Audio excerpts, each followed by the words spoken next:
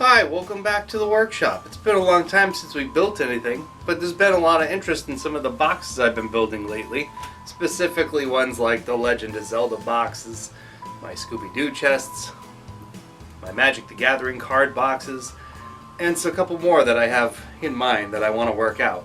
So instead of focusing on the witchy boxes right now, which I have a million zillion of, I'm going to focus on some of my comic book and comic and nerdier boxes that I really want to build. So we're going to do some of those today. We're going to work on a Dungeons & Dragons Mimic box. Let's get started. Let's pick some boards from the reclaimed wood piles. Okay, let's turn these ugly old boards into something cool and new and useful.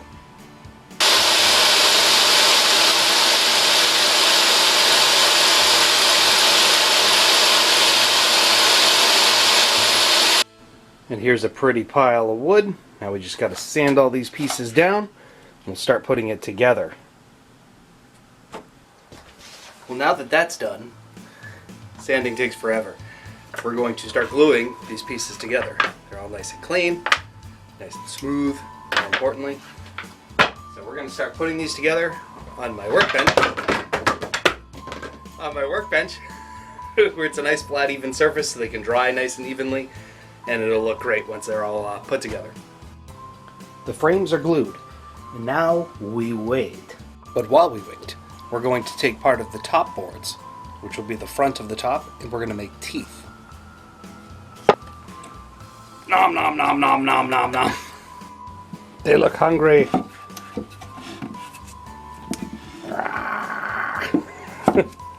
So we have the boxes put together. We have all the pieces glued and attached. Now we're going to sand it down, make it smooth so there's no stick outs or overhangs. We're going to fill any little holes that we might find, and then we're going to paint it. So they're all sanded down now. They're looking good and smooth. Now we're going to use the bandsaw, and we're going to cut out some accent pieces to put along the sides and the front of the box. Typically I'd use metal pieces, but they get a little prefabricated looking. I use the same pieces over and over. So we're going to make some original ones out of wood. We're going to attach them right to the box, and then we're going to paint the whole thing. So now we have everything glued on. Here's the front face, the top. I've got these cool little slats of wood glued to the top that it's going to give it some cool texture. And on the sides, and on the second box, same thing.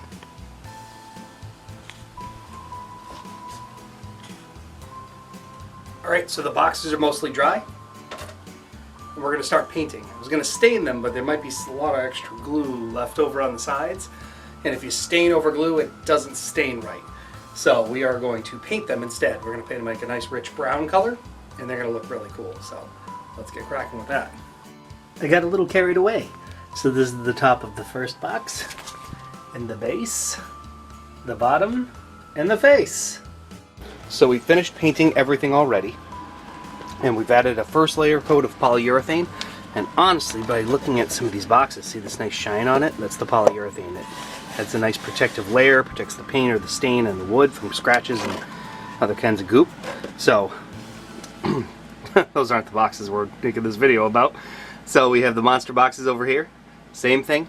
Because they were hand painted, I really wanted to add a nice thick layer of polyurethane to protect it, because paint scratches off pretty easy on some of these boxes. So once these are dry, we're going to give it like a couple of more hours. Once they're nice and dry, we're going to start putting felt and putting the whole thing together. And our monsters are already urethaned. I went ahead and glued on the eyes to the space here. These all have a nice thick coat of polyurethane on them.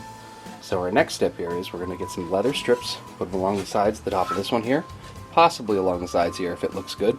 And then we're going to attach these little pieces, and then we can start felt lining. Felt lining, we're going to line both the insides of both these boxes so it gets it nice and smooth and protects the items you put inside of it. We've added leather straps to the sides of the boxes here. Now we're going to add in some pins and the leather and the wooden embellishments to add decoration and also integrity to the box. And the pins are all hammered in. With the decorations put on the sides. Same thing with the other box. Now we're going to line the insides of these boxes with felt. We're going to choose black and red, I think, and see how it comes out. True to form, We have nice black felt lining on the inside of this box. And a nice soft red on the inside of the other one. So we have some nice bronze hidden hinges in the back here, attached to the front of the monster. We have the felt lining all done. The whole thing's been painted, polyurethane. The eyes glow in the dark. It's got this crazy yellow teeth smile.